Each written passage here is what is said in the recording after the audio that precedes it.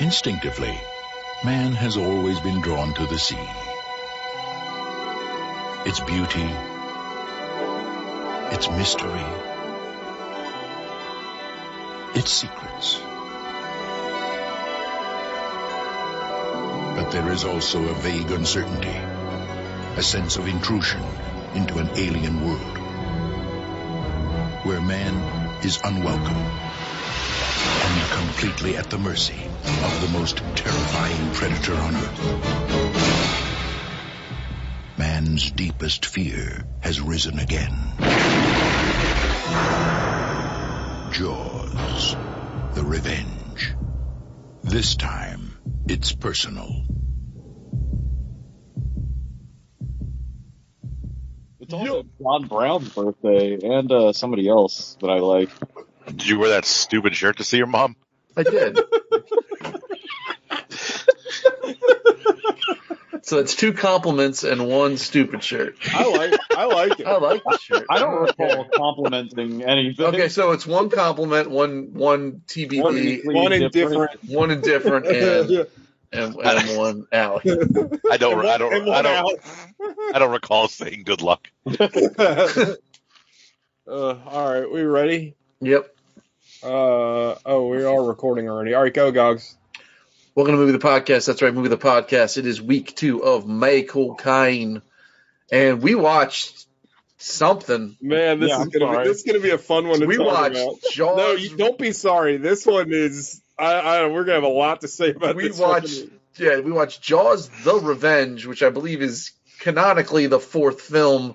It's canonically the 3rd film. It is technically the 4th film. Oh, really?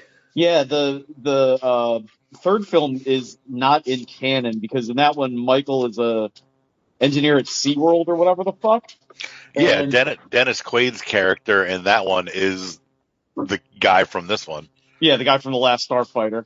Yeah. Oh, okay. So Yeah. Kenny Loggins in this movie was Dennis Quaid in Jaws 3?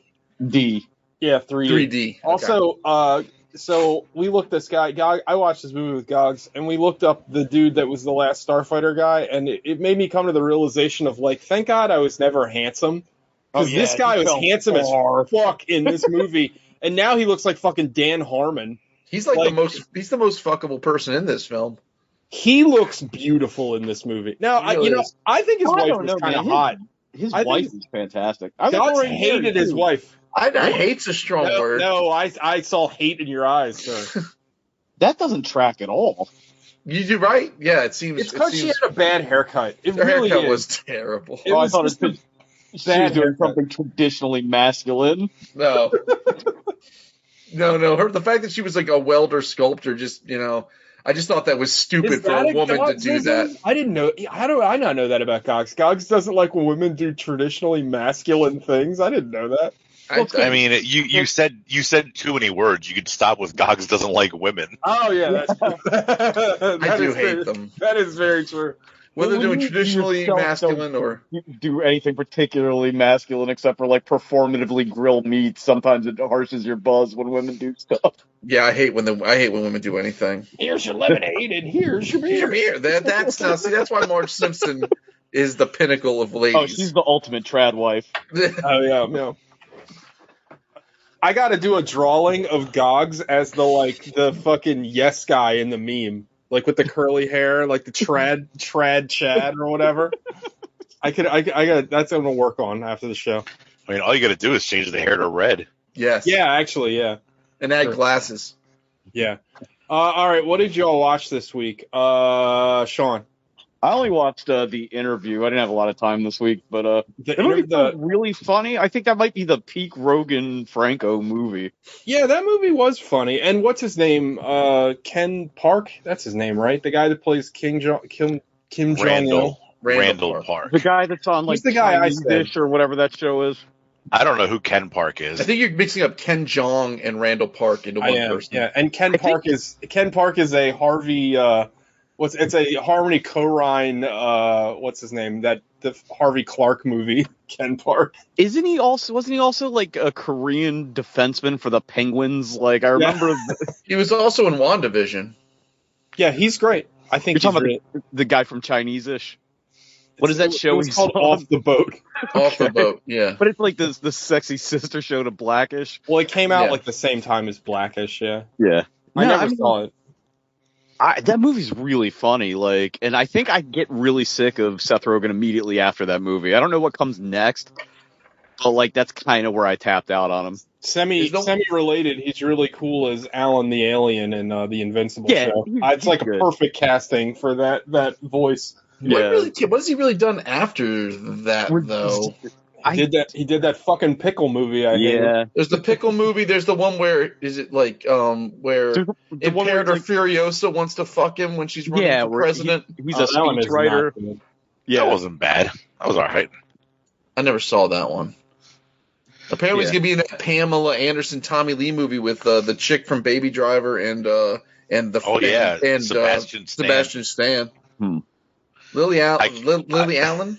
Yeah, Lily. I can't wait She to is see gorgeous. Sebastian Stan as Tommy Lee. The stills this are is all pretty new for me. rad. They look good. I had no idea. I think my favorite thing about that movie is that he lays out the entire like third act of the movie in the scene where he's like, and then we'll get SEAL Team 6, and then this shit'll happen. Then I'll probably be driving around a tank. It's like none of that shit's gonna happen. Yeah. And then it all does like in that order. Oh, James Franco is a guy that can be kind of annoying, and he's really good in that too. I wanted him to be the Joker because he's wearing that purple suit in one scene. I was like, oh, that might work. Yeah, I don't know him when he's in a serious role, he kind of sucks. McConaughey goat fuck is a great joke. Yeah, you got to go with McConaughey goat fuck. Oh, the shit with Eminem coming out as Well, it's because I'm coming gay. out as gay. Yeah. I was like, how is And, that not clear to all of you? Yeah. was it Oh, God. Rob Lowe's on the show and he like pulls his wig off and he's like a Oh, it looks horrible. like a taint. Why would you do that? What's the Chiron that scrolls across the bottom when Eminem comes out as It gay? goes, change the Chiron to gay exclamation point question mark. Yeah. It reminded me a lot of the that Frisky Dingo where it's just like gay on the fucking We gotta jump on this with both feet. there's a boys with the Tech Night where the newspaper just says homo hero question mark. I still think one of my favorite moments in that whole series is when Tech Knight's big redemption arc when he has an asteroid that he can fuck. Yeah, if it's got a hole, I can fuck it. He's got like his hands on his hips. And it's kind of like that great drawing from I think it's Derek Robinson, Yeah, where it's like that big superhero moment where it's like from underneath it, he's like, I can fuck it. And they're mission control, and it's like, yeah, Tech Knight, lay that pipe and fuck the asteroid to death. Oh, that's a good comic. Yeah, but that's all I watched. I finished Invincible. I think we talked about that last episode, though. I also I watched it all in basically one sitting yesterday, and I have to say, you all spot on, fantastic show. Yeah, you want to go ahead and roll into yours then, since you're already. Sure. I only watched one thing with Gogs, and that's Tabled. So I'll just say real quickly about Invincible. I loved it. It overcame some animation shortcomings because sometimes the animation in that show was kind of trash. But I think they spent a lot of money on that voice cast, and then they were like, "Oh, we have to animate this shit." Like, there's a few scenes where like Mark is clearly just a still drawing that they like shifted in frame. But overall, like, it's Gucci leaving the planet. Yeah, exactly. It's early. Now again, the animation towards the giant action set pieces is really good. So I can see where they might have tried to skimp on some of the other stuff because the budget wasn't that big. But overall, like I said this on Facebook, I think it's the best animated comic book adaptation since Batman the Animated Series. Like, I think it's perfect. Well, I think I mentioned it on the show, but like the fact that they use that kind of like Dean-ish animation makes the violence even more impactful. You know what I mean? Yeah, and I think like it's interesting. Like we talked, or I think you specifically, Sean, said that like the series is really good, but the last episode is really really good. Or that's not what you said. You wouldn't say something so stupid. Nope, he said really really good. But I thought it was interesting because Robert Kirkman wrote the last episode. So in a way, I thought that he, obviously like the overall story beat is the same, but the Mark Nolan fight is a lot different in the original comics than it was in the show. And I think the fact that Kirkman got to go back and write this now, he made it a lot more current, in a weird way, and I could be completely off base. I felt like the final fight sequence was kind of an answer to the fucking Zack Snyder-ish nature of like his movies, where it's like, oh, look at what this actually, because again, we talked about this a couple of times when Invincible's brought up, but like generally one of the points of Invincible is if Superman actually punched somebody, they wouldn't just like fall to the ground. They would just splatter into 100 pieces and it'd be disgusting. So this is like, again, it's like, well, you wreak all this chaos in the city. This is what's going to happen. And I loved it. I thought it was great. I thought the voice cast was amazing, top to down. Also, the principal in the comic is named Winslow, and he's also named Winslow in the show. And they got, what's his name from Family Matters to be the voice? Reginald Bell Johnson? Carl Winslow. And his name is Carl Winslow, yeah. The high school is Reginald Bell Johnson High School. I didn't even notice that. Yeah. Well, yeah, but they got him to be the principal, which I thought was funny. But I also, Justin Roiland has a small voice role in this, and it's funny because even when he's not Rick or Morty, I could just hear his voice as like the side characters from Rick and Morty. He plays like the douchey kid that gets used as an experiment, but like I just heard him as like one of the characters in like International Cable or something. Like I just immediately heard his voice and knew who he was. But I loved it. I can't recommend it enough. Also, I guess I'll say that I'll throw this in real quick. I watched the first episode of Jupiter's Legacy. It's not very good. It's a very high budget show that they shot for about $40. It looks terrible. They have the lead is Josh Duhamel, so you know how that's going to go. It's a shame. I love the comic. I think the comic series is really good. I think that book came out when Mark Millar was just hitting like fucking home run after home run after home run. And I haven't even watched the second episode. I haven't even bothered. But I'm really worried because if this is how the rest of the Millar world shows are going to be, it's kind of shitty because they're all going to be like subpar CW shows, and I'm kind of bummed out about it because I really was hoping Superior would be good. I think that, and Nemesis, which I think they also are making, like both of those are properties I think would make cool shows, but if this is the first one and this is what it looks like, it's like, like you need to put a lot of money behind these superhero shows. Like guys flying around in superhero costumes looks fucking stupid unless you can like doll it up a lot, or you have a director that's like smart enough to like hide your faults. And this show ain't it, Chief. Like it's tough. I might finish it just because, again, I'm a fan of the source material, but like it's not on the top of my list for sure. But anyway, yeah, the other thing I watch with Gogs is Tabled. So I guess we can go into Gogs. What did you watch? Oh, the only thing I watched is the thing I watched with you, other than just rewatching The Wire, which is still one of the greatest TV shows of all time. Well, we can get into what we watched then, real quick. Okay. We watched Russian Raid. Yeah, a movie literally called Russian Raid, which is supposed to be the raid, but in Russia. And TJ summed it up best. The plot is impenetrable. Yeah, it's a fucking man. It's a movie written by like a 12-year-old, like because like there's all these things that like that are motivations for the characters, but like the audience isn't privy to any of them. Shit just happens. Things are important to people for some reason that we don't ever know about. The fucking movie is such a mess. We read two different synopsises. Can that word be? Yeah, that works. Yeah. Synopsi. We read two different synopsi, and they were both completely telling the story of a different movie. The synopsis on Amazon Prime and the synopsis on IMDb were like two separate films. Like, I don't know what happened. Like, neither one was accurate to what actually happened. I mean, it's like if it was written by a bunch of 12-year-olds in a circle passing a flashlight around, and then it is. The And then movie, they fight a giant guy, but then he doesn't matter anymore until he does. Like this is like the most frustrating movie too, because like the stunt people and the choreography is done very, very well, like overall, but the camera work is trash. The movie has like no sound effects. Like the movie, every time like somebody gets punched in the movie, it just sounds like it would be if you actually punched somebody. It's a lot of, and that it's has like, more. What you just did had more pop than what we heard in the movie. but it's like so boring. Like that's Yeah. not fun to watch, and it doesn't add any weight. And it was funny because like, you know, it's just something I like stuck out to me right away. And then I was like, after the movie, Gogs and I watched the first 5 minutes of The Villainous, Shout and out I to was like, Villainous. Gogs, look at what happens in a good movie. And like every time somebody gets punched, they add something to the fucking effect. Like every time a knife swings through the air, it sounds like it's being unsheathed. Like everything, Yeah, like it's like The Villainous before, TJ? Yeah. I think Yeah. I actually watched it.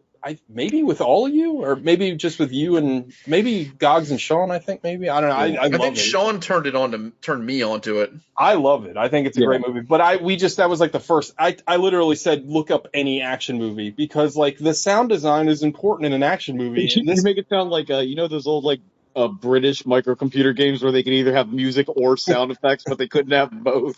Well, this had music. yeah, it's like the. Did you ever see? I think it's the whatever like the first like the 8-bit like Amiga was called, and it's like their version of Castlevania where it's just like oh my god, it's the so fucking Spectrum, like Yeah, the- the ZX Spectrum or something. It's so bad.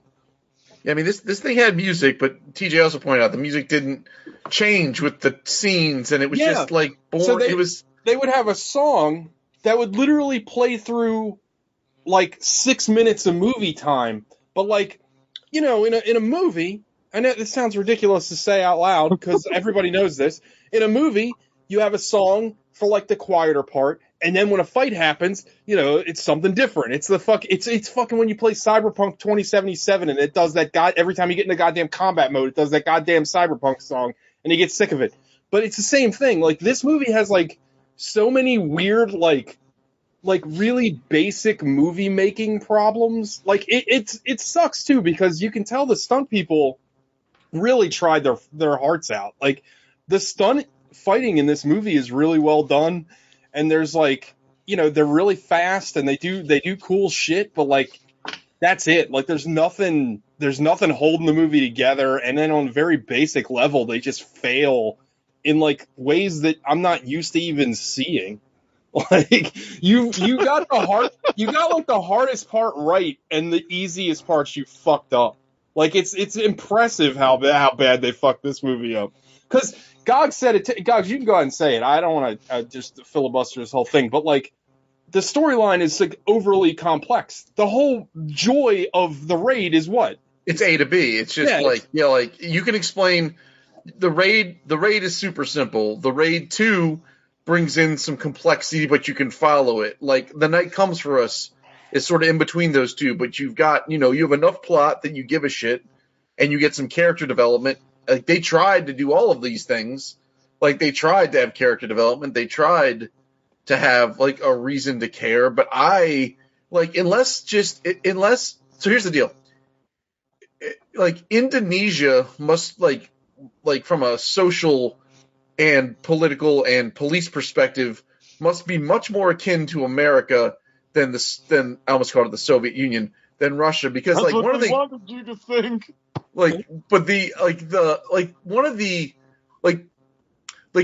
the setup for this whole movie is that a unarmed group of quasi mercenaries in tracksuits are going to go into this factory that maybe makes missiles or food or vodka or something, and no one knows what it makes. No. But I think there's guns at some point. It's also full of like military people who the Russian version of of alcohol, tobacco, and firearms, because they say ATF, went through and took all their guns, and then if you beat the shit out of if you beat the shit out of the board of directors, then it's now your company. Like that seemed to be like the plot. There was like a really weird line where they're like, well, we can't bring guns because that'll be illegal. But if we beat people to death, that's legal. Yeah. Like we beat the Christ out of the chief operating officer, then he'll sign over the company to us, and then it's ours. It's fucking Bruce Wayne logic. Yeah, like it's really fucking. But then, weird. like the main character, like has some weird connection to this factory. Oh yeah, and he's also a sniper in the jungle, and his dad. He watched his dad get killed by some guy in the jungle, who then ends up showing up here at the factory. Like it's just. But like he's a sniper that's gonna kill the guy. Like his commanding off. It's so fucking confusing. There's like I can't again. It's just a fucking mess. But everybody says it so matter of factly, like, yeah, of course. Like, the sky is blue, grass is green. Like, of course, this is why this happens. It's like the last part of like a 7-part series. Like, there's so many things that the characters seem to allude to that like we have no idea what's going on. Christ, at the end of the movie, Gogs and I weren't even sure if the main character set up this whole thing or if he was hired because apparently he was hired, but like that was not illustrated at all in the film. Like he was hired and he got set up. This is the weird thing. Like they took, like this was their business plan. Their business plan was to take a group of mercenaries into this building with 2 actuaries. It was like a notary public and like an accountant. These 2 ladies to go through. The one lady I loved. The one lady was this big dark-haired lady, but I loved her. Everyone was all over her. Everybody was like, she was like. I like that. I like a big lady. And then everyone, big old lady, like that fucking Resident Evil 8 chick that everybody. Yeah, she looked like a late model Delta Burke, and then they brought her in. No. How dare you, sir? How dare you? Shout out Delta Burke, and then they shout out to Delta Burke. Then they're beating the piss out of everybody. Like as they work their way up to like the main conference room, and then the whole time like Ivanka Trump is like walking around in a white suit doing I don't know what. It's such a weird. I still don't understand it. I don't get it. Yeah, it doesn't make a lick of sense. And unfortunately, like the camera work is so bad. The fighting, you can tell they're doing work, but the fight like every punch like they push in and they make it all janky. It's like, did you watch? I know you must have seen The Raid because you called it Russian Raid, and that's clearly what you're going for. But it's like when you hear it's like if you saw like Leonard Skinner, if they were still alive, and they're like, "Hey, here's all of our favorite hits, but we're doing them a different way that you're gonna hate." Well, all right, here you go. What I thought was funny is that there's an old famous fucking like cheesy ass movie called Turkish Star Wars. It was like, and it's like a really bad like Turkish version of Star Wars, right? But the film actually isn't called Turkish Star Wars. That's just what people put on the box because that way you'll buy it and watch it. The actual movie is called something else in Turkish. So I just assumed when I heard Russian Raid, it was the same idea. Nope. And we looked it up, and it's literally called in Russian Raid. It's like, you guys couldn't even come up with a fucking title to be like, hey, we know we're ripping off the Raid. And you know the funny thing is, they're really not even ripping off the Raid. It's not even like a multi-story building. It's a one-story building. No. There wasn't even like... I definitely don't remember like official government paperwork transactions in The Raid. I don't remember that being a plot point. No. It sucks. It really does suck. It's a shame because it could have been cool, and the trailer makes it look better. I think if you put that lead actor and that Tom Hardy looking guy in another movie, those guys could do work. Like I felt like their physicality, like you put them in a better movie, I think they could be cool. Like they probably already are stuntmen somewhere, but. I don't know. What a disappointment. Big disappointment. Yep. So that's all I watched. Alec. I watched Infinity War. Going through how was it? I'm Benjamin buttoning my way through the Marvel Universe. Oh, yeah. You watched Endgame last week, right? Yeah. I mean, Infinity War is still great. It's upper tier. Does it still not have any stakes in it, though? Yeah, no stakes at all. Steak free. Steak free. I don't know. Like as I was watching it, I was thinking back to when I saw it in the theater, and like I went by myself opening day at like 9:30 in the morning before I had to work a closing shift, just so I could be like one of the first people to see it. Right. And like the shock of the ending of that movie, I'm like, will I ever feel those emotions from a movie again? Like, because it's a bunch of characters that I really care about, and you don't expect them to lose. Spoiler alert. And not only do they lose, they get evaporated from existence. Did you see it twice the same day? Because I swear to God, you and I saw that like at night one time. Yeah, we did. I saw it 3 times. I saw it by myself. And I saw it with Alec, I think. Yeah, then me and TJ went and saw it the next day. Because I told TJ, I was like, if you want to go see it, we got to get tickets now. He's like, no, it's like a 10 a.m. showing. We'll be fine. I was like, no, I was wrong. We need to get tickets now. Yeah, because it was sold out every show for like 2 weeks. Yep. And then I went like a few days later and saw it with you. But that movie's tremendous, and that movie's got it's probably a better movie than Endgame. I mean, it's definitely a better movie than Endgame. I might still like Endgame more just for all the fan service stuff. Yeah, I can see that. I would say that Infinity War is the only great Avengers movie. Yeah, I'd agree with that too. Yeah. Infinity War has got the Doctor Strange scene, right? That scene fucking rocks. Do you consider Civil War an Avengers movie, or you consider that a Captain America movie? It's a good question. I think I would say it's, even though it's titled Captain America, it's an Avengers movie. I think that movie has a lot of problems, though. Yeah, it does. But I mean, still like most of the Marvel movies have a lot of problems, but for most of them, I just don't care. I think it doesn't matter to me.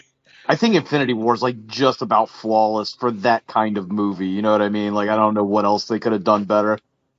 Yeah, and it was like one of the few times in the whole MCU I've been like literally shocked, because I remember watching it and being like, all right, like I've been here for like 2 hours and 20 minutes now, like this shit's gonna end soon. How are they gonna wrap this up? Yeah. That was not how I expected them to wrap it up. No. But that's the only thing I watched. We started watching. One thing. What is up with Alec? Alec didn't watch anything last week. One thing this week. We started watching the Q Into the Storm. Oh God, dude, that's a pretty great documentary series, though. We've seen the first 2 episodes. It's just like it's mind-boggling. Yeah, it's fucking baffling. I thought baffling.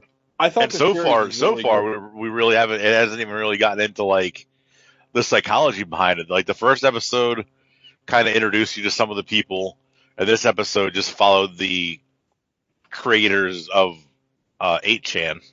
Yo, the guy, I can't think of his name. It's 2 guys. It's a guy and his son, and the guy like he turned into a millionaire because he hosted like Japanese uncensored porn. I mean, there's a market for that. Oh, he made millions of dollars after. Is he the one that had the fucking like wheelchair slave, like that? Yeah, fuck. It was on like Behind the Bastards or something. Something like the kid in the wheelchair was like the creator of 8chan. 8chan, yeah, no.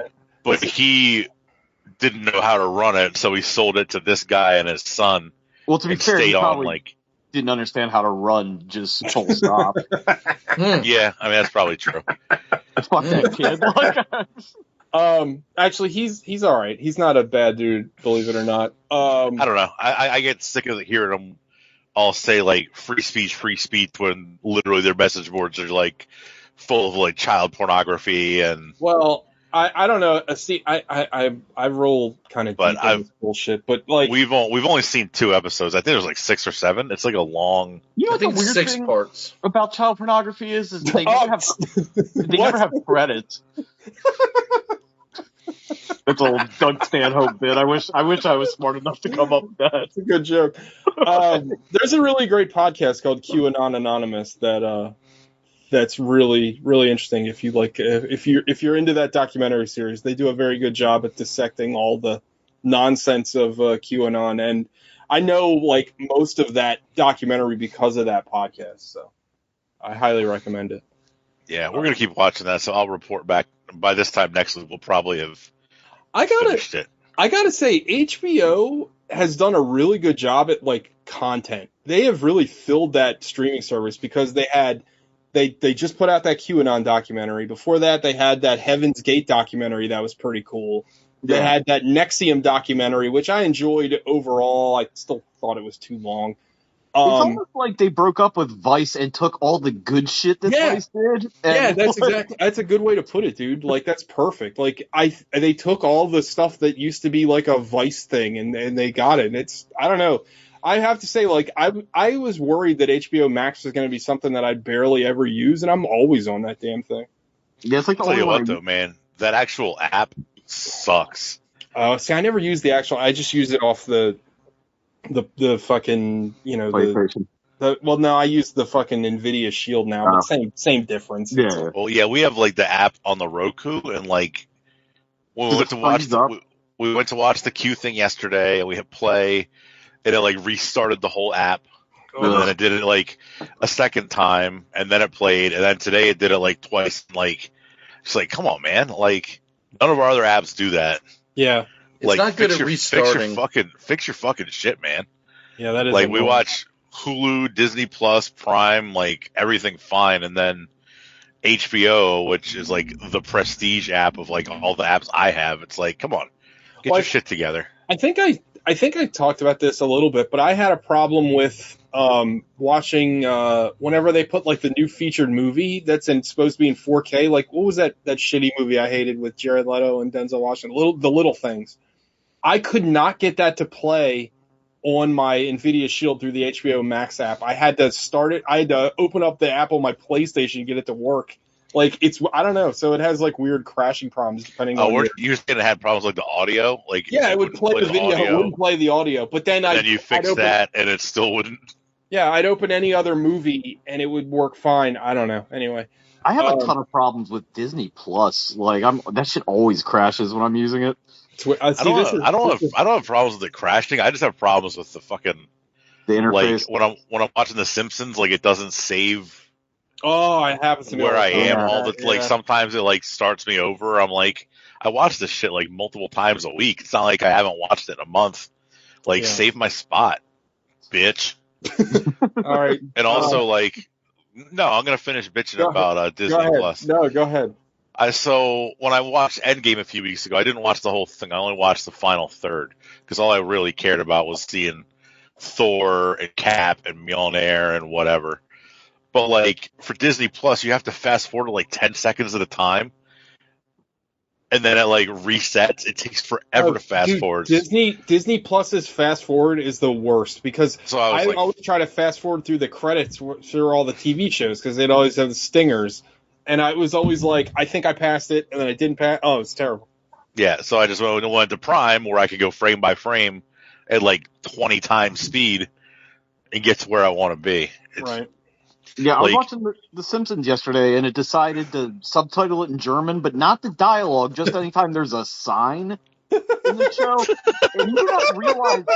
Yeah, it's fucking bizarre. You do not realize how many signs are in The Simpsons till it's just all up there in fucking, like... German French language, yeah, it's weird. That is weird. But like we're like I don't know, at least 10 years deep into like streaming. Like how do billion-dollar companies still have these fucking problems? Well, the funny thing is that like I don't think I've ever had a problem with Netflix, like ever in the tenure of their entire existence. I don't Except think for their content. No. And like we had Netflix streaming when we all lived together that was like 12 years ago. Yeah. Like that was a long ass time ago. We had that shit. But that's when it was like a throwaway too. It was just like, oh, you get to DVDs plus, hey, look, there's a couple of things online if you want. Yeah, and then who knew that would be the dominant? I remember you could stream Eraserhead, and that was like a huge deal because you couldn't fucking even get the DVD back then. But I think to that same point, though, what's HBO's motivation to fix it? Because no one's quitting. No one's quitting it. Like, no one's quitting over it. So you're probably right. Yeah, who gives a shit? I'd probably be more mad if we paid for it, but we're using somebody else's. So. All I know is that every time I fucking log into my PlayStation, because it shows like the update logs, like HBO Max is already on like its like 13th version. I feel like every time I fucking turn that thing on, they're like, "Oh, another update, another update." So I wonder why they got they're rid of doing HBO. something. They're doing something. They're not fixing everything. They already have the Go interface. Like, why did they jump to? I still am a little puzzled by that changeover, but whatever. I don't know. Well, yeah, they Go went and from Max are a Go- different service. But why? They But went what's from the Go- difference? Go to now to Max. Like, just, I mean, whatever. Yeah. Do you get Max if you just subscribe to HBO, or is it totally separate? No, I think it's totally separate. Because But you could just subscribe to Go too. I don't think you don't get Or live. now. You don't get live HBO you don't get like you can't on HBO Max. You can't go to like whatever they're playing now on like the HBO on cable. So I think that's the difference. But it's all there. You can just start it up and stream it whenever you want, right? Is there any content that's actually on the network that's not here? I don't know. I have no idea. Well, I think so. I think Between all of the I the don't- streaming I don't know. services I have and my ability to steal everything, I feel like I have every piece of content ever imaginable. So borrow, TJ. oh no, it's steal. It's Liberated. yeah, that's right. There's no ethical problem borrowing stuff from fucking Warner Brothers. They have plenty. No. Of You wouldn't and liberate throw out a purse, goddamn would proper you? Blu-ray of fucking Showdown in Little Tokyo, you assholes. I I have had the to Blu-ray find- of Showdown in Little Tokyo. What's Yeah, wrong but you with got to order it special. They never put out like a commercial release of And it. it sucks because Yeah, it's like exactly. it's just the movie. There's Actually, you know nothing what? else I on take that back. Fuck you, Warner Brothers. Shout Factory. I know you guys listen.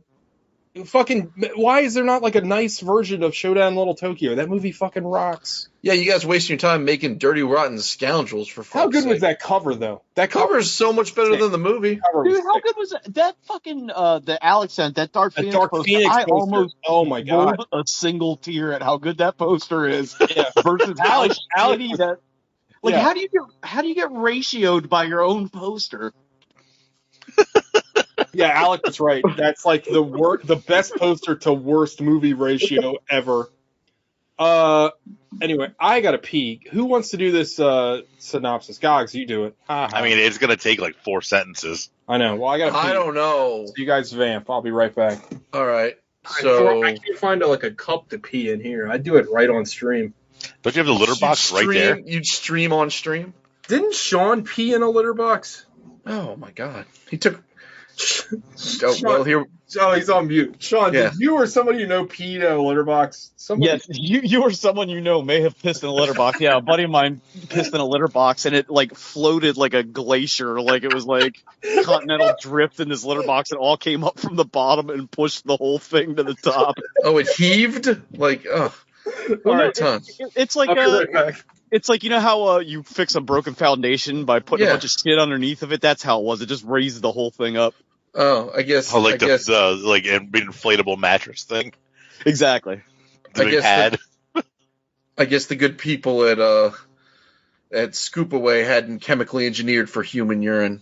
Yeah, well, Um, they should though. They should though. Yeah. We should What happened replace to- all toilets with that. What happened to your scientific rigor, Tidy Cat? Yeah. So anyway, so Jaws: The Revenge. Movie opens, and we're still on Amity Island for some fucking reason, because the Brody family hasn't endured enough trauma on this Well, island. no, it's on Amity Island because everybody's too stupid to understand that this is the Brody family unless they have not moved 5 feet from where they've been their entire lives. Fair enough. Chief Brody has died, and I assume that upon his death, a badge sprouted out of Sean's chest because there has to be a forever Brody chief of police on Amity Island. So now he's the Amity Island chief of police, and he's having a date night with his mom, maybe? I don't know. And His fiance and his mom, they're like Christmas shopping. It was like his fiance, his mom, and somebody else. but they were at her house. They were at Helen Brody's house because then Michael calls. Yeah, this kid is like gacked up like fucking the ShamWow guy. He is obnoxious. So then they go, they call Michael, and Michael's like, "Hey, I'm living the life, just strapping garbage to conchs. I'm gonna come see you guys for Christmas."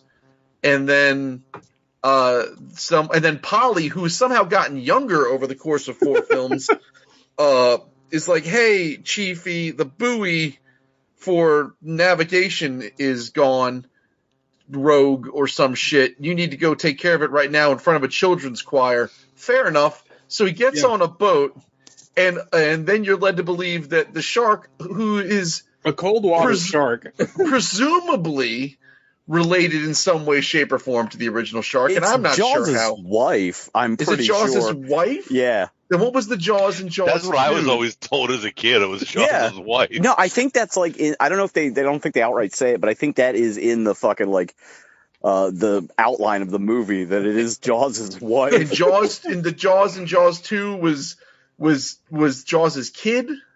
Well, you remember how like Def Jam Vendetta, like you had to have the girlfriend match sometimes? Okay, yeah. Oh, so this is like part. that. This is his. Okay, so this was Jaws' valet, is what you're telling me. Yeah, basically. Okay, so Mrs. Jaws set, she set a fucking the trap. shark should have had a little bow on its head, yeah. Like Pac-Man. that was the reference, yeah. Yeah, we got it. Well, also Minifred Mouse, she also wore a bow. So Minnie Mouse. Okay. Is that her full name? Yeah, Minifred M. Mouse. You won me back.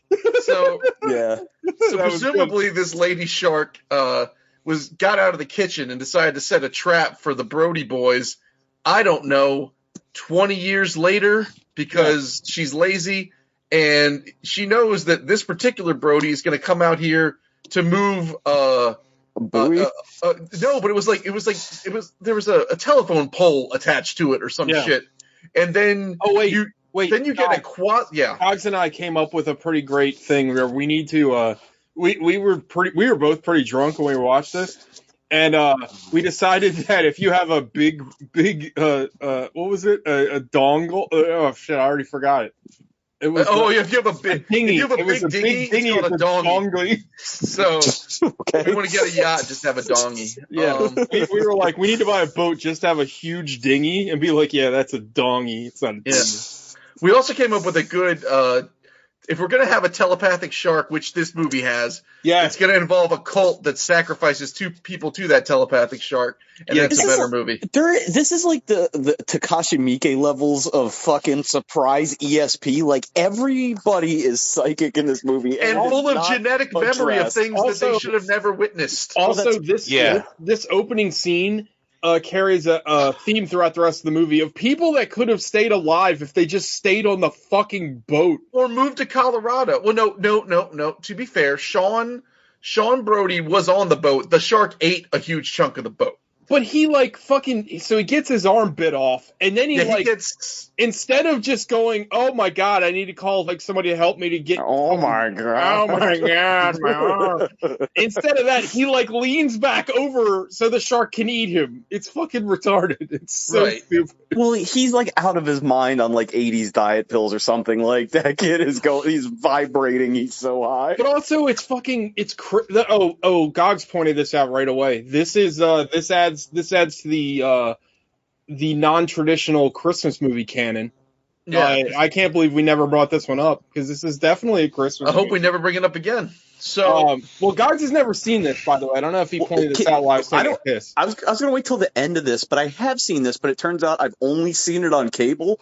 Yes. Because this ending was totally different than the ending I was familiar with. I told you, Gogs. I told you. I had to look it up. I was like, there's no way, because I knew it got reshot a bunch, but I thought it got reshot to the ending that I saw, which is where Hoagie bashes the shark with a boat, like the NES game. Yeah. But no. And I looked it up. That was only the cable version. Yeah. And I think the theatrical version, but you wouldn't have seen that, obviously. The last shot of the shark is literally this. They just pulled the same shot from the end of Jaws. Yeah, but falling away headless. You can see the ropes hanging away from it and everything, like the tanks from the original Jaws. We'll get into it. The fucking shark in this looks like a fucking I've seen shark pillowcases. Will we get into it, or will we ever finish talking about the movie? Sour grapes. I forgot how you hate fun. I mean, he's literally 30 seconds into the movie. We've been talking about it for 15 minutes. All right. Go ahead. Sorry, Dad. So then, Mrs. Jaws decides to Georgie Denbrough fucking Sean Key reference. Yeah, what the fuck does that mean? When Pennywise tears off Bill Denbrough's little brother's arm in the sewer and then eats him. Oh, wow. Yeah, all right. So then, I get it now. Yeah. So then, and then he eats the rest of the boat. Now, somehow Ellen Brody feels this while in Macy's or wherever the fuck they are. What was the other thing that they had on this island that didn't make a lick of sense? They said something like, we got to go see the train museum or something. And it's like, why is there a train museum on a very tiny island? Anyway, so now everyone's just covered in grief. They set whatever's left. Yeah. So when you die a policeman, they just give everyone your gun. That doesn't need to get turned back in. Yeah. Because they hand his gun over to his mom. I thought you might want his gun. Yeah, it's like, hey, you're full of grief. Yeah, you're probably just teetering on the edge of sorrow. Here's a loaded 38. You had a woman that just lost her son. Here's a gun. You might want to take care of something when you get home. Yeah, we already put some cherry lip balm around the barrel. They have the portrait of Martin like above the coffee maker, like it's just so you can see it as the audience, but like geographically makes zero sense. Alec, what were you saying? Sorry. Oh, I like the after the scene, they're back at her house when her other son, her living son, shows up. Yeah, and the people in the house with her are. What was Mrs. Kintner, for fuck's sake? Thank you. Thank you for stepping on that for me. Sorry, bud. No, it's fine. Go ahead. Well, it didn't make any sense. Fair enough. All right. It pissed me off because I was like, why is this woman here? She hated the Brodies. I don't know. She was in the other movie, Gogs. That's why she's there. Fair enough. So anyway, we're there. She's with her grief. Fucking Kenny Loggins shows up. He's like, come to the Bahamas. There's no sharks there. So they go to the fucking Bahamas, and somehow the shark telekinetically finds them there. Cue the Ron Howard voiceover. There were sharks. Also, not 100% that you know what telekinesis is. All of a sudden, or telepathic. You know what's funny? This is some behind the scenes footage. Gogs actually said it wrong when we watched the movie and corrected himself, and he fucked up this time. Yep. And I wouldn't have even. I was like, yeah, whatever. Like I didn't even think about it. So, I don't know. Maybe the shark did telekinetically move itself there. I don't fucking know. Just like Jean Grey from Dark Phoenix. Jean Grey White. This shark has an unexplained power set, especially that it's full of explosives. So now they go down there. The rest of the movie is some sort of weird hodgepodge of, hey, let's fuck in my welding shop. Hey, let's go downtown and be seduced by this older English gentleman. Dude, this movie is very horny. This is super horny. I don't know if I texted everybody or just TJ. I was like, this movie is literally the Ice Storm. It's like the same movie. Well, Gogs, I don't think you mentioned the reason for the season, but Michael Caine is like a pilot that just... Maybe? Yeah, no, he's a pilot, gambler, boatman. He's definitely a pilot. Yeah, there's no maybe. He flies that plane pretty well for maybe. But he doesn't fly that plane pretty well because he takes a plane that's not supposed to land on water and he says, yeet, I'm going to land on water after Ellen Brody takes out a boat that was 2 scenes ago 8 miles away. Okay, screw it. All right, so now... Basically, so what happens is they get to the island, Mario Van Peebles and Kenny Loggins, like, they spend their days tagging Conk, just annoying Conk by just annoying Conk in a mini sub. Mario Van Peebles somehow is super racist with his depiction of Jamaicans. Like, he's faking it though for some reason. Faking Jamaican. Yeah, it's bad. It's real bad. Well, he's faking it in the movie. I didn't catch that. Remember, because like he's down there with Chris Christopherson, and he's like, you can put that accent on all you want out there, and then his accent when he's just talking to him is like very mild. Oh, he's fucking code switching. I didn't even catch that. Oh fuck! Wow, that's bad. That's even worse. Also, Mario Van Peebles' wife in this movie, smoking hot. Also, exploitation legend Melvin Van Peebles has a cameo like right around here somewhere. Oh, is he the guy chumming? He's the really old guy, Mr. Washington or whatever. Oh, okay. So yeah, anyway, so they're doing their thing. They're like, God only knows, they're tagging conks. There's a shark attack. Maybe Ellen Brody senses it. Like everyone's sharing memories. No. Guys, you're jumping. You're going too fast, buddy. You got to pump the brakes. Well, Alec wanted this over with. I'm getting it done. We haven't even talked about how fucking Michael Caine wants to bang Ellen Brody. Ellen Brody becomes the main character of this movie. If you told me that Ellen Brody would be the main character of any Jaws film back when the original Jaws movie came out, I'd be like, go suck a lemon, because there's no way. Well, let me tell you something. I got this idea for a Jaws sequel. We're going to take the most interesting character from Jaws and make a sequel out of their adventures. Oh, cool. You're going to make a Quint prequel? Yeah. No. Ellen Brody. Well, you also got to understand at this point, I think still that she was married to Sid Sheinberg, the producer of Jaws. So like, that's probably why. John, look at your screen.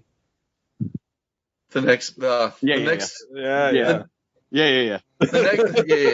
Jaws movie is gonna be about Quint's buddy in the hat with the dog, and it'll be called Quint's buddy. Yeah, she was this close to starring in My Darling Shiksa with Elliot Gould.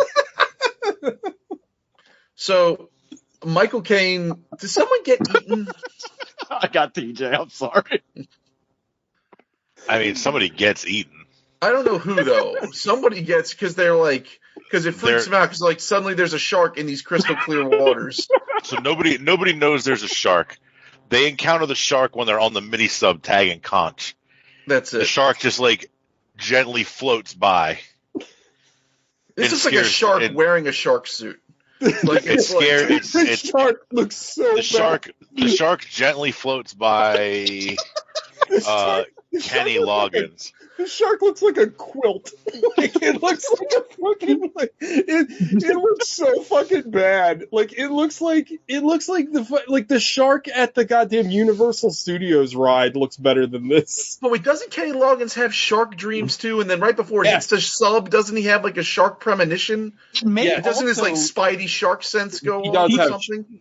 It may also actually be the shark from the Universal ride because the ride had just opened pretty recently, and part of the reason they signed off on this film was to promote the ride. That's hilarious.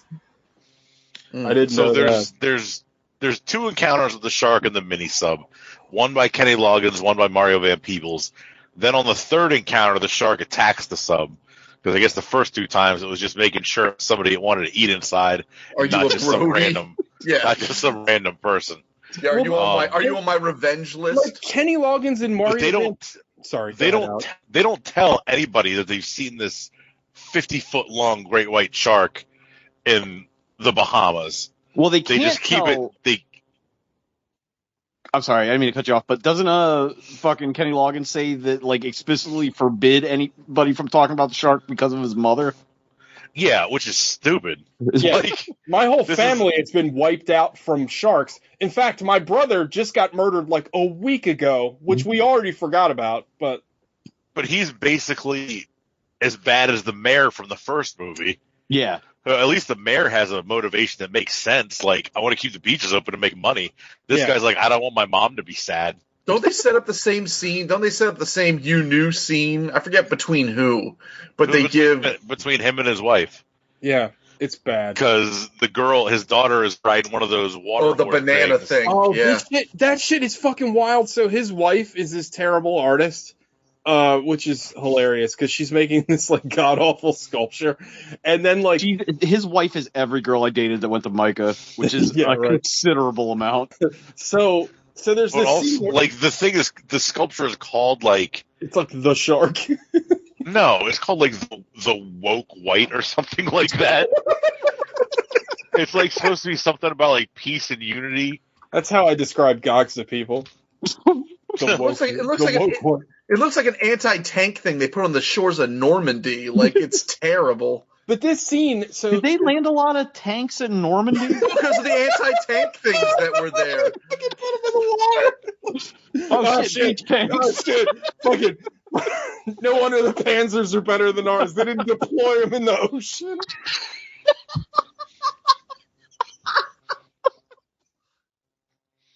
They were there and they were anti-tank. I'm just saying. Like Can you imagine if that movie Fury, like Brad Pitt's like, all right, guys, we gotta fight the Nazis, and they just drop him in the water? You know, by that logic, you could say that this beach prevents tank attacks. Lisa, I'd like to purchase your beach. Anyway, sorry. So there's a scene where fucking Kenny Loggins' wife is basically like accepting her kudos for her awful sculpture, and like her like daughter, who couldn't be like, I don't know, 5 years old, probably no older than 5. She's like, I want to go on the banana boat, and she's like, yeah, go ahead. Just go fuck off into the ocean. Fucking parent is like, yeah, sure, go nuts. Like that. This kid is like fucking tiny, and it's like, yeah, go. I mean, I don't know, man. Back in the 80s, like my parents were like, yeah, go do whatever the fuck you want. Oh yeah, like, my parents left me home at like 5. Like whatever, he'll be fine. I mean, I guess that's the case, but it's hilarious. This isn't now with helicopter parenting and stuff where you'd be asking for safety checks. Back then, like whatever, man. Get the kid to shut up. Go ride the banana out in the ocean. I don't give a fuck. Doesn't it feel like this whole thing is like Humor the White Lady, the festival or something? Like, yeah, there's a guy, Captain EO is there at this ceremony. Like, I don't know what the fuck is happening at this thing, but they're very happy about it. So anyway. The mayor of the Bahamas is the red striped guy. Like, hooray, crappy art. Like, all the accents in here are atrocious. I wish it was still Mayor Vaughn. I wish somehow he ran for the mayoral whatever ship of this Bahamian island and be like, yeah, you know, I'm used to shark waters. He died. He had a heart attack already before he was supposed to be in it for at least a cameo, but he died IRL. Oh, the actor for the movie. Oh. Yeah. Like he comes back in blackface under an assumed identity. Yeah. The mayor. Yeah. Yeah, yeah. Jesus. I'm Lionel Bond. I want to be your mayor. We haven't touched on the B plot of this movie where fucking Michael Caine wants to bang Ellen Brody, and for some reason, like, let me pose a question to you guys, like, this is the weird thing, but like, if your mom is the question that would you as a 40-year-old man be mad that your mom dated a guy? Yes. Like, who cares? Who gives a shit? Like, who fucking cares? Like, this movie would work if he was a child, but he's a grown-ass man, and, like, his father has been dead for a long time. It's like, whatever. Like, she's a grown-ass woman. She can do what she wants, but it's like, I don't know about this Michael Caine guy. Like, he seems... I don't know about this guy that I clearly have known for a while in the Caribbean. Right, it's fucking weird. Like, it's so weird that it's a subplot. It's like, I don't know. Like, it's like, dude, you're that's when Mario Van Peebles tells you that he's just a spirit of the island, basically. He's like, ever since I've been here, Ogie been here. Ogie is it. He's like fucking Darkseid. Like, no, he's like Mario Van Peebles is like that guy they meet in 13 Assassins that dies and then comes back to life at the end, and he's supposed to be like a wooded spirit or something. Bro, like, every scene in this is like, it looks like they're just trying to talk everybody into group sex. That whole dinner scene, yes, where his wife's like, "You better not get too tuckered out to plow me later," and it's just like, yeah, this movie, like we said earlier, this movie is it's very like family friendly, but it's very horny. Like everyone wants like to the Golden Girls all the time. It's weird as shit. Oh yeah, like he bangs his wife in the metal shop, and he's like, I've always wanted to make love to an angry welder. Yeah, since I was a boy. Like, I actually said while watching this that line was going to get an extra point from Sean because he had the same fantasy.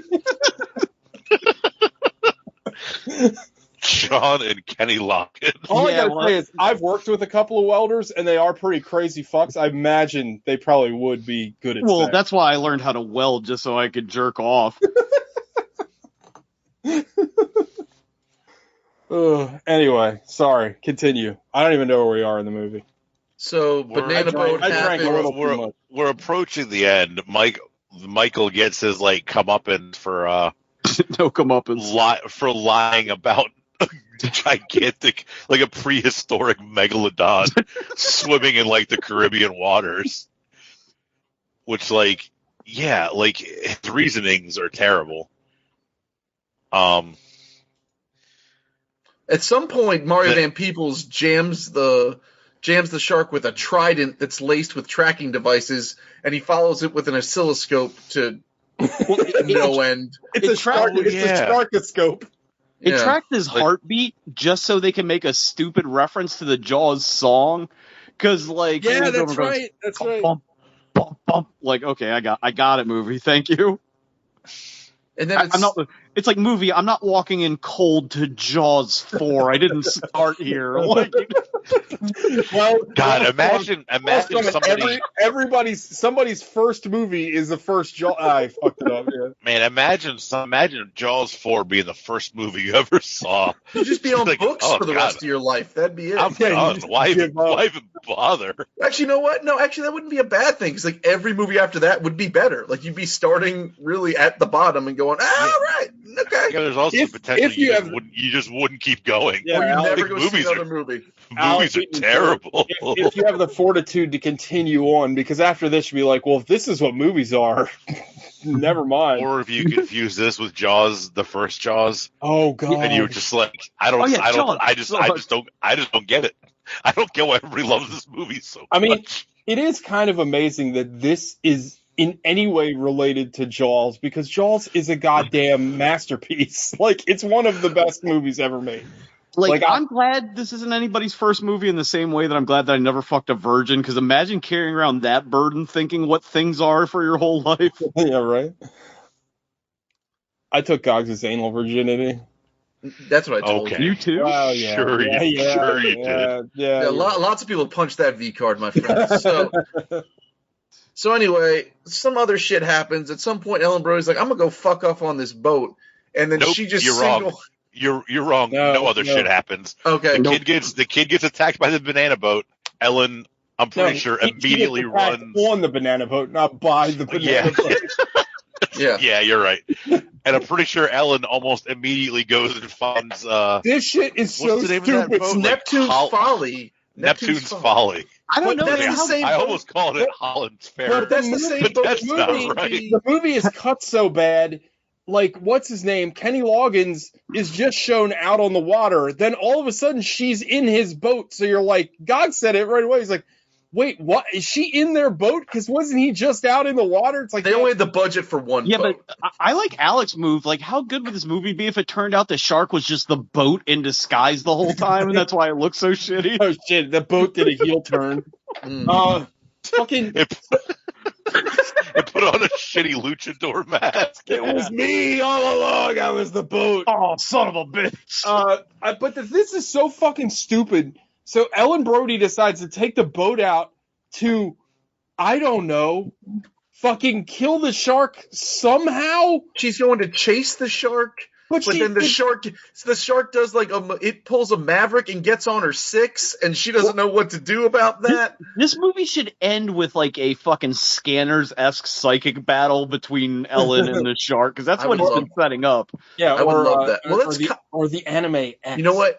Honestly, you can make an argument because that's what happens. Because the next thing that happens is Hoagie, Mario Van Peebles. Pause real quick.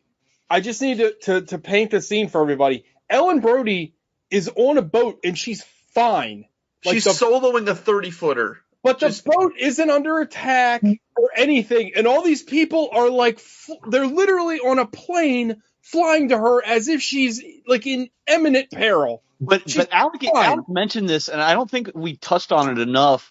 She's having flashbacks of Brody's memories, but not only are they Brody's memories, they're Brody's memories in the third person. So she's either having the shark's memories, or fucking like Hooper. Well, no, Hooper wasn't in that scene. So yeah, she's having the shark's memories. She's like has some kind of gestalt with this shark, which is how the shark is able to track them to the Bahamas, which is not really addressed.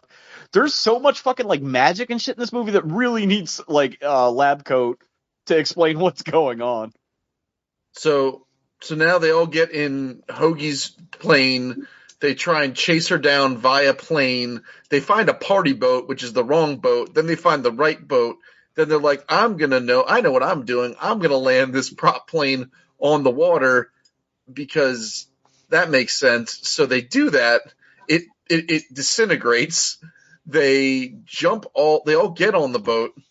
At some point, I don't know, does Mario Van Peebles challenge the shark to a fight? He ends up in the Jaws' mouth. He has that thing that he says is going to shock the shark. That's it. On the end of the stick, and he's like jamming it in his mouth, but then the shark bumps the boat or hits the mast or something, and he falls in. No, but he's like he creates some sort of he's going to give the shark like an epileptic seizure or something. He's shooting the shark with like a flashlight. The shark is like 40 miles away, and then all of a sudden, like, it explodes. No. And the shark, every time they hit it with this sonic thing, it roars. It makes noises in the vocal cords it doesn't possess. Like it literally sounds like Godzilla. So Mario Van Peebles jams that thing in its throat. It doesn't work out. Mario Van Peebles gets all fucked up. Then Michael comes up with his fucking Polaroid device, and he's zapping this thing from 50 yards away. It keeps breaching the water, screaming, and then somehow Ellen Brody, she works up a full head of steam, and then she does it's like me. I was saying to TJ, it's like when I play Street Fighter and I get really into it, and I'm like moving the sticks real hard. Like she jams the wheel, and the mast of the fucking boat smashes into the shark, and then the shark explodes. So maybe she simultaneously scanned it, and then Mario Van Peebles is alive, and then the movie ends. He's literally in the shark's mouth the last time you see him, and he's just fine. This might be an unpopular opinion, but that explosion is pretty bad. No. The explosion is so powerful, it rends this boat into, not even into two, it rends it into splinters. There is nothing left of this boat. This boat got hit. This is worse than what happened to the USS Indianapolis. This is just toothpicks on the water. It's just little chunks, and then they find some driftwood, and then somehow I don't even know how they get rescued in the end. Well, Ellen Brody they had mentioned something about notifying the Coast Guard before they landed of where they were. I'm sure the Bahamian Coast Guard is right on top of that. But before the explosion, Ellen Brody witnesses the same thing we saw at the end of Jaws 1. Where Chiefy shoots the shark, and apparently Ellen Brody uses her psychic abilities to explode the boat and the shark. You know what? Maybe she used her time meld ability to just bring that explosion back from the past it's like a into the shark's mouth. Yeah, it's like a tachyon disturbance. All timelines are simultaneous, and she just made that happen. And then nothing ever ends. Shark. Nothing ever ends. And then the only other thing I will say about this movie is that at some point they're ordering drinks and they order a Bahama Mama, to which I looked at TJ, I go, shouldn't this be called a Here Mama? And then we decided it should just be called a Mama. We just call them nuts. We just call them a Mama here. This movie feels like it was like a coke binge for a writer. I don't know how to fucking write. Just write a bunch of shit and this movie, I could not pay attention to this movie. It's like, you ever had a woman tell you a story? No. Oh, okay. I just shut him right the fuck up. No, I'm just kidding. It's like that. It just rambles on endlessly. I was giving myself the Ludovecchio thing, just trying to watch this fucking movie. I could not have been less interested. Oh. Yeah, it's real bad. It's really bad, and it's funny to me that the beginning of this movie is a shark attack that kind of almost feels like it's added after the movie, because they kind of forget about it very fast. They the death of the one son is touched on for a couple of seconds and then totally forgotten about. It's they don't even have a funeral scene, do they? They do because everyone that's where they have the morning scene. That's where Miss Kintner's at. When everyone's everybody's in wake or whatever for whatever my boy. Well, the idea to make the mom kind of the main character is so weird, because it's a character that no one has connected to. It's, I don't know, and the fact that everybody's motivation in this movie is fucking weird. And again, in almost every instance, if you just like stayed on the boat, you'd have been fine. Like or like Gog said, just go to fucking Minnesota. You're fine. Ain't no shark out there. Like, you'll be all right. Like, I would say the shark's motivations is the most impressive because I'm like... And are we to believe that the shark from the first scene swam to the Bahamas to kill? Yes. Yeah. And changed its internal body functions to survive in, like, boiling water somehow. And Phil, maybe that's why it exploded. Like it's like a negative differential. Yeah, it's like a pressure vessel. Like, it just wasn't rated. It wasn't ASME rated for like those temperatures. And then all it took was it took a pretty significant puncture because it's been punctured several times over the course of the film. But it took a boat to make it explode. Like, if they were going to make this movie that weird, they should just have, like, scenes where the shark actually talks to her in dreams and shit. Like, lean into it. Like, it's sitting at a table and there's another chair. It's like, come on over. Let's have a chat. Since Sean mentioned in the beginning, now I just want Takashi Miike to make a fucking shark attack movie. Because you need scenes of the shark, like, possessing Ellen Brody so she feels like she's the shark eating people and then she's, like, can't deal with it. It's like Shark Exorcist. How good would that be if it turned out that, like... I don't know if it would be good, but if it turned out that Ellen was actually killing her family through grief, like just like controlling the shark somehow. That's a good movie. You got me. At least that's fun and interesting. Like a big wet grief missile. This movie is like a bunch of nothing. Like it's amazing to think about the original Jaws because like it's such a great movie and there's so many things to love about it. But like I think primarily the thing that you connect to with Jaws is that it's filled with great characters. You know what I mean? Like, and this movie has all of the like, well, we're gonna talk and we're gonna have these people do things, but like you don't give a fuck about any of them. Go ahead, Sean. Yeah, I was gonna say you nailed it. Like that whole movie, the first movie is about the interpersonal relationships, and they're like, oh, well, let's just do that again. But it's like you said, nobody gives a shit. Like. They're also, like, they have side tasks that, like, Jaws is, like, a very straightforward movie. It's, like, everybody's motivation is to get that shark. There's no fucking, like, weird romance thing off to the side. There's no grants. There's no we're studying this. And there is in the book. They took it out of the movie, which was smart. Like, they took out the like, extra side bullshit of the book. Oh, yeah, where Hooper fucks Brody's wife and all that shit. Yeah, which is not needed in the movie. It was a very smart call. But the acting is not good enough to carry the dialogue, which is also not very good.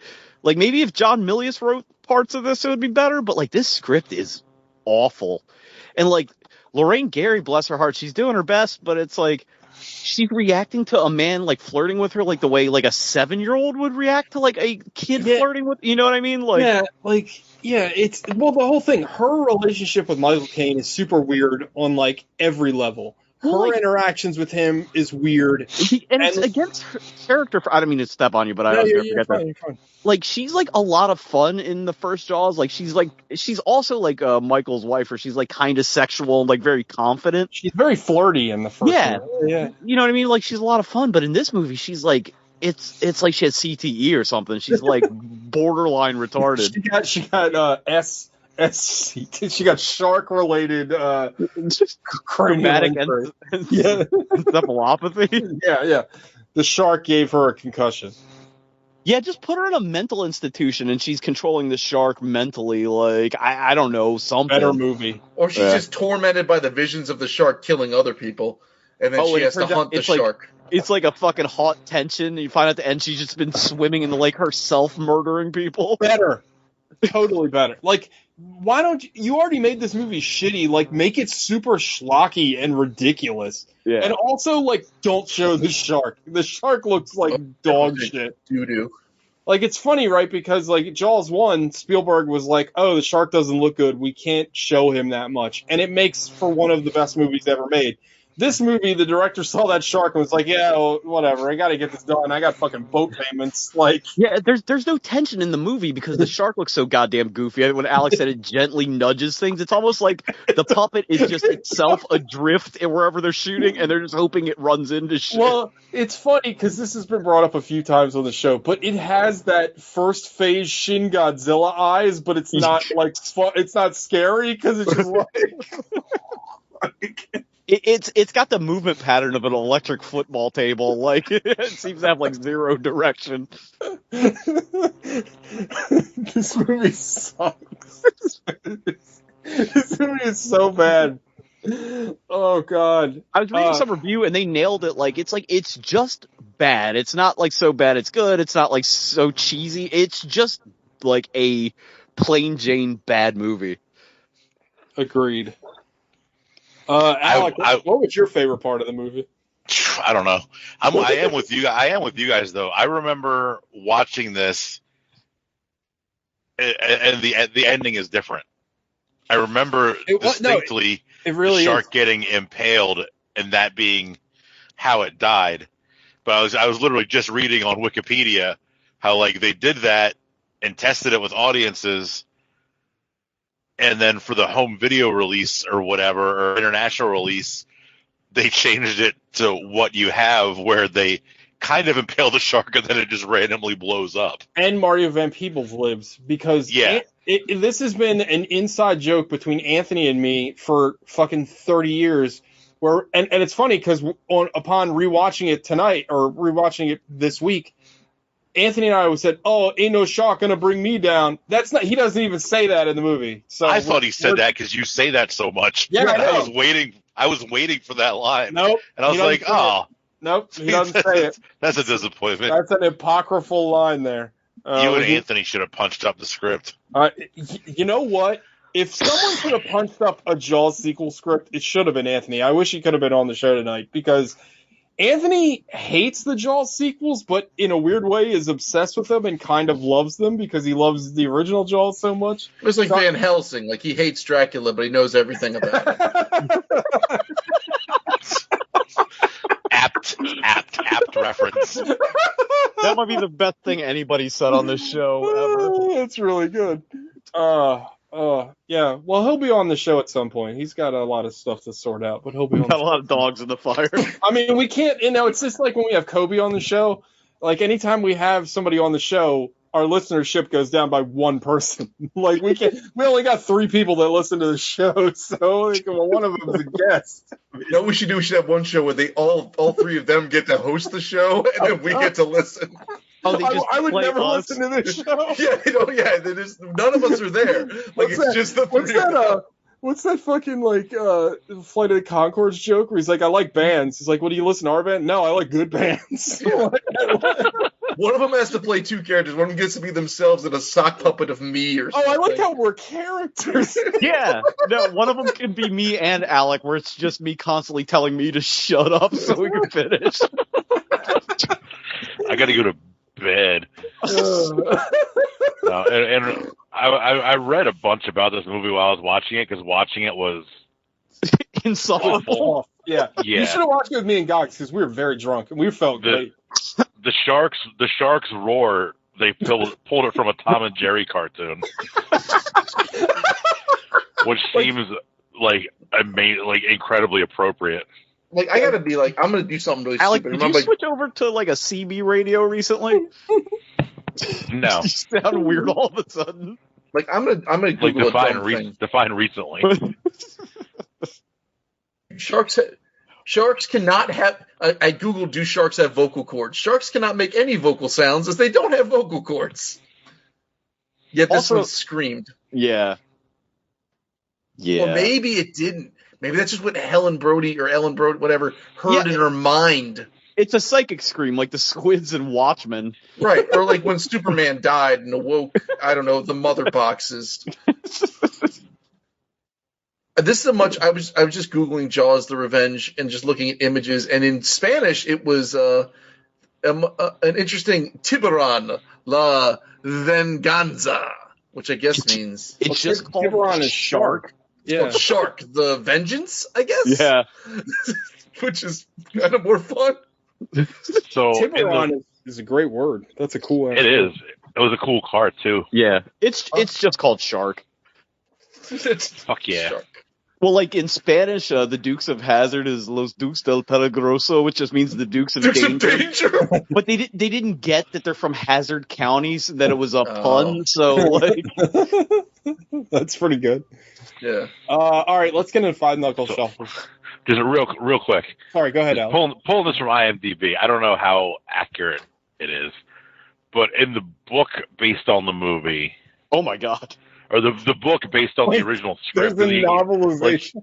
you know they have the novelizations of everything. Oh God.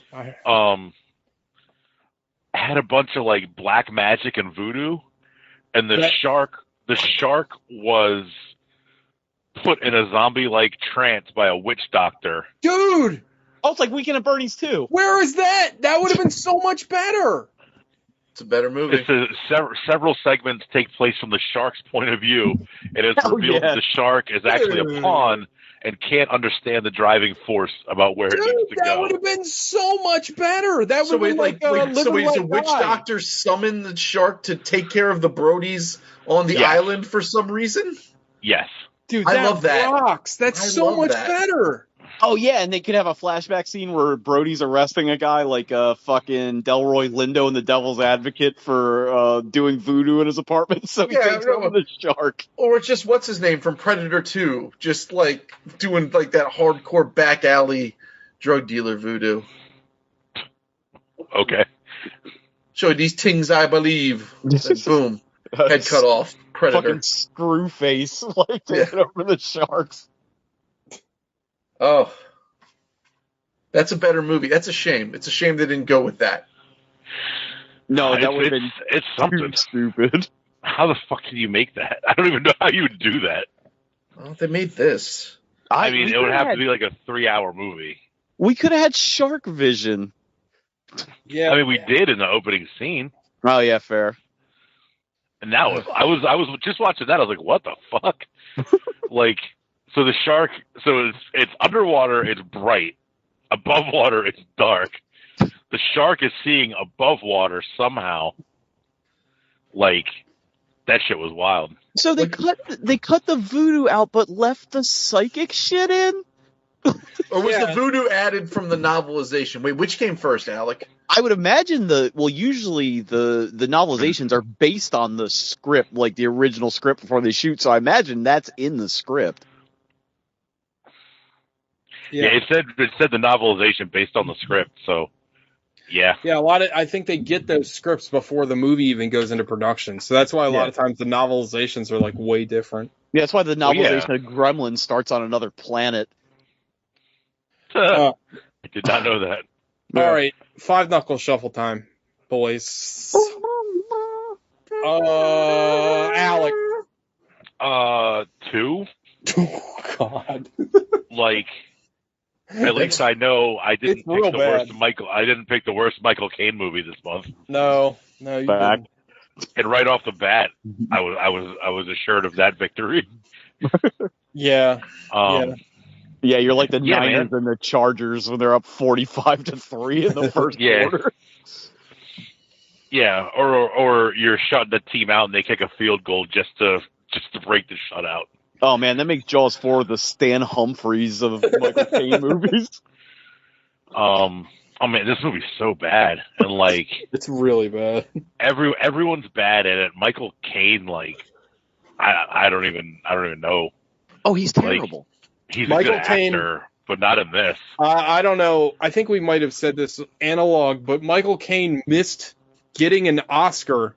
Well, he didn't go to the Oscar ceremonies. He missed getting an Oscar because he was filming Jaws. He was filming this movie. He's Well, filming apparently, reshoots. apparently it was to refilm the new ending. Yeah. Yeah. That, like, And years later, someone asked him, like, what do you think of Jaws? Have you seen Jaws the Revenge? And he said, no, but I've seen The House I Bought, which is some baller ass shit if I've ever heard. yeah, like I wish I was cool enough to say stuff like that. Yeah, fuck yeah. Like, I love that. He's like, dude, I just fucking get paid. I'm an actor. I don't give a fuck. Like, if I'm in a good movie, cool. If I'm not, fuck it. I love it. I've been in plenty of good movies. Yeah, This one 'cause he bought was, me a vacation house. he was in a lot of dog shit movies around the time. Remember that movie where he gets electrical powers? What? Oh, no. But that's what I'm picking now. Yeah, like he's like in a fucking furnace or something and gets electrical. It's fucking terrible. It's like Hold on, of this era. Oh my god! He was in like the Return to Poseidon adventure. Oof. That movie scared the shit out of me as a kid. Joke. I type in Michael Caine electrical powers. Oh, well, that's just going to tell you about his actual electrical powers. Yeah. Oh, shit. You need to Google the movie about it. Shock the System? There you go. Oh, Is that the my name God. of the movie? Oh, well, I'm changing my pick. Now are we on a quest to find the worst Michael Caine movie? Is that like our but goal? I've never heard of this, and it sounds amazing. So yeah, sorry. Keep going. Alec, who's got the next score? Sean. 1. This movie's like unwatchable. Like I literally almost quit on this movie, and with 10 minutes left, after I saw that there was 10 minutes left, I was like, I probably don't need to finish this. Which I'm glad I did, because I'd been like, yeah, that scene where they hit him with the boat's kind of fucked up, and it'd be like that kid whose uncle works for Nintendo. You know what I mean? Like, you didn't even watch the fucking movie. Like, it was bad, dude. Like, I saw 10 minutes of like 5 minutes of this, probably credits. I can muscle through this for another 5 minutes, and I watched it at like 4 in the afternoon. It's not like I was sleepy or anything.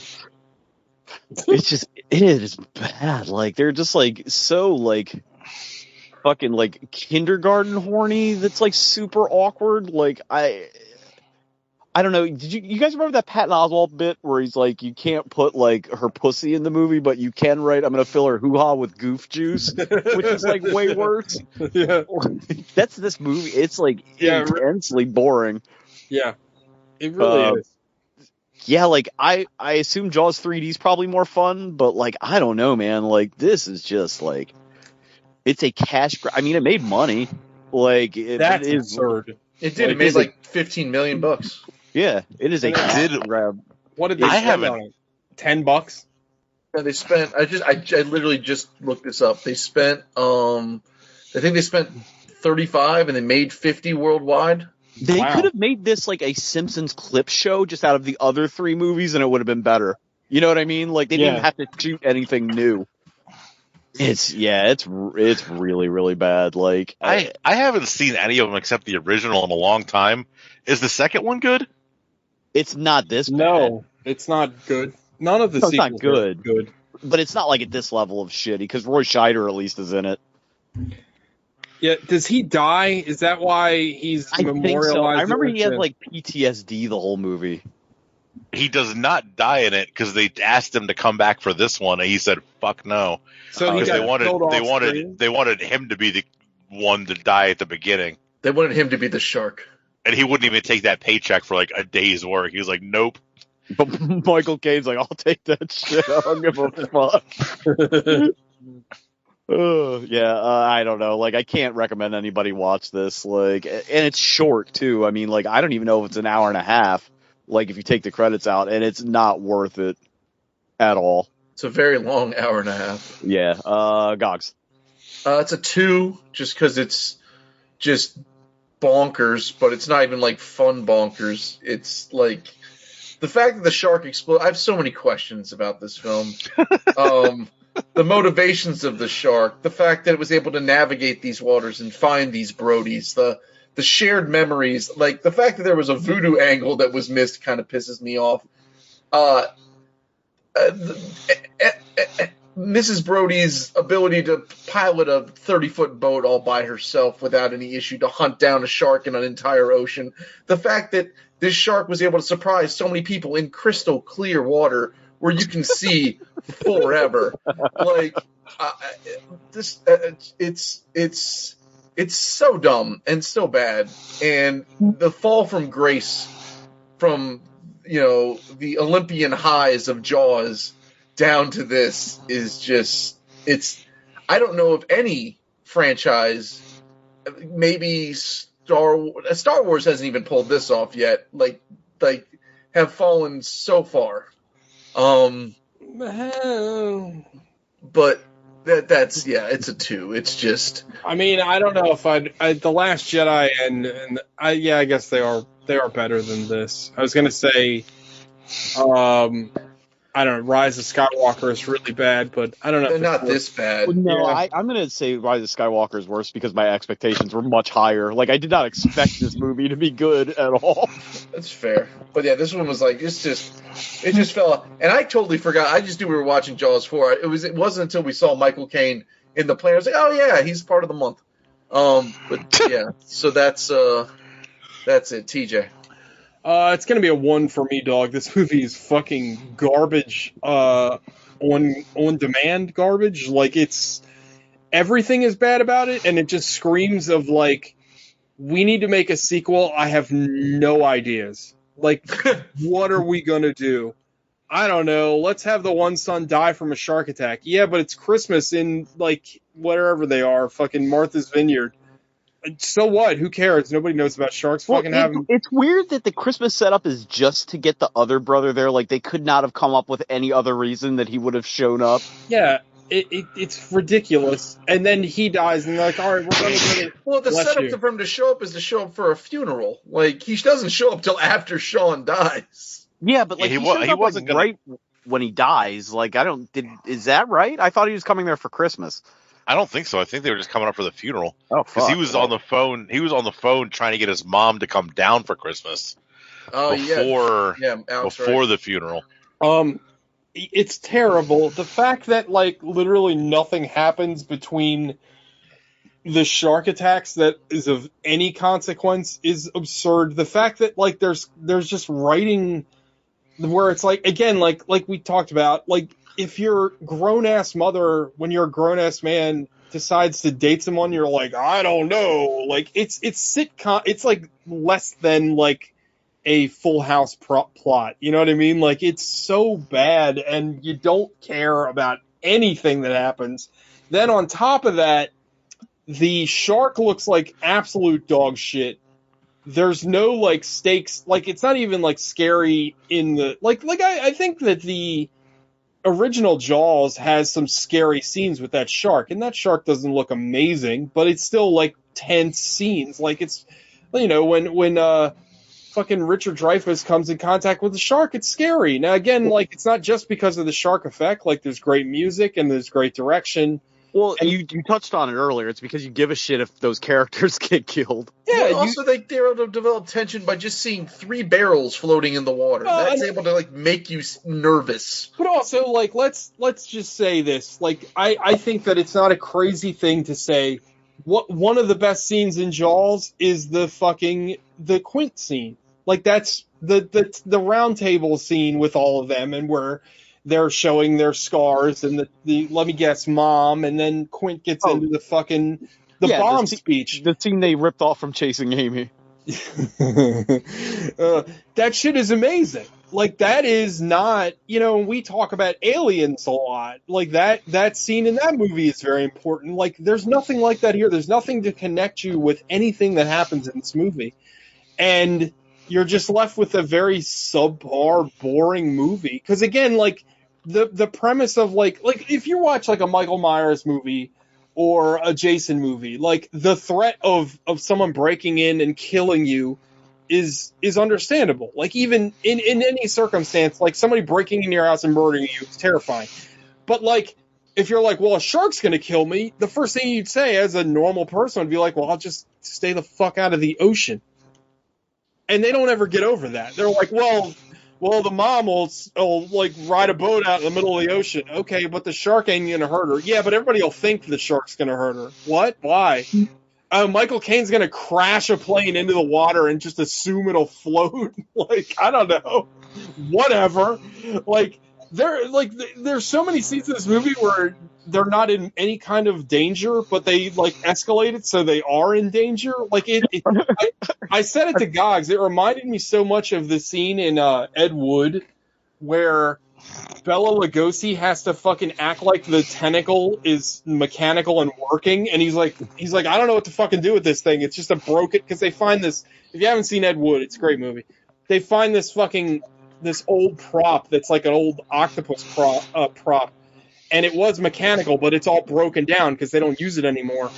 And they use it in the movie, and Bela Lugosi's got to like act with it, but like it doesn't work anymore. He's like, I don't know how to make this scary, and like Ed Wood's like, I don't know, fucking flop around with it, like play with the scene, and that's what this movie is. It's like just figure it out. Like I don't know why this is scary.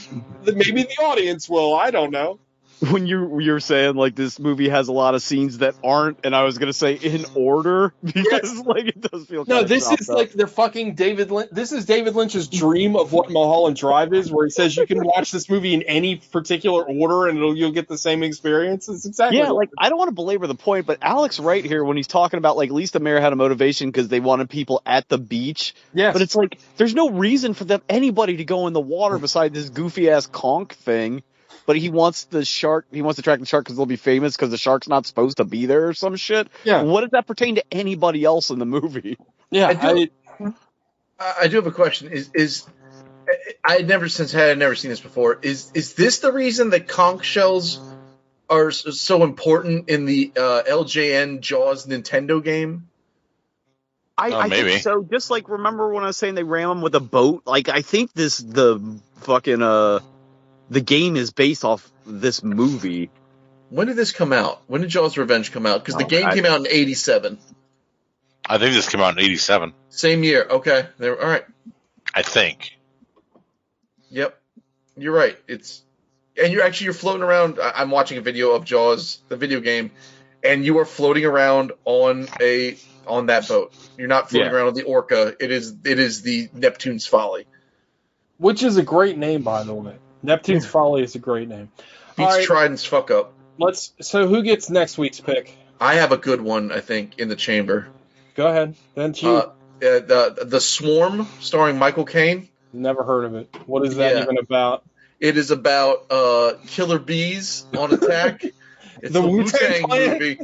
This is also from 1978. A horror thriller. A huge swarm of deadly African bees spreads terror over American cities by killing thousands of people. Starring Michael Caine and Method Man and Richard Chamberlain and Patty Duke and Henry Fonda. Oh God, this is going to be so bad. This movie has a 10% on Rotten Tomatoes. This movie's so bad it has a 4.5 on IMDb, where I think the lowest score is a 7. The Swarm. All right, it'll be on the Plex tomorrow. All right, everybody. Gogs, you got anything to promote? Just meet me at Chuckles for my Type 5. It's Wacky Wing Wednesdays. Hope to see you there. Oh, man. All right. That's the show. You guys have a good night, and make sure to eat your own ass. Pause. Oh, Sean's got something to promote. No, I don't. But, Gogs, do you realize this movie is 156 minutes long? Yeah, I do. And we're going to savor every minute of it. Are you serious? No, it's not 156 minutes long. Have you guys seen Zach Wilson's Mom? It's 1 hour and 56 minutes, which makes it 116 minutes long. Well, no, I'm reading off of something. I don't know. It just says, like, at 156 minutes, The Swarm is a punishingly long film. Maybe they did hour math like TJ. It's metric math where an hour is 100 minutes for them. It is 1 hour and 56 minutes. Okay. It is just shy of 2. Okay. That's okay. It'll feel like 156 minutes. Don't worry. I don't think we've ever watched a movie that said it was punishingly long. That's pretty good. Well, that's not what's on the box. All right, everybody. Well, eat your own ass, and we'll see you next week. With the swarms. That's what a swarm sounds like. Buzz. Buzz, buzz, buzz, buzz. All right, boys. All right, see you guys. I love you. Later, dudes.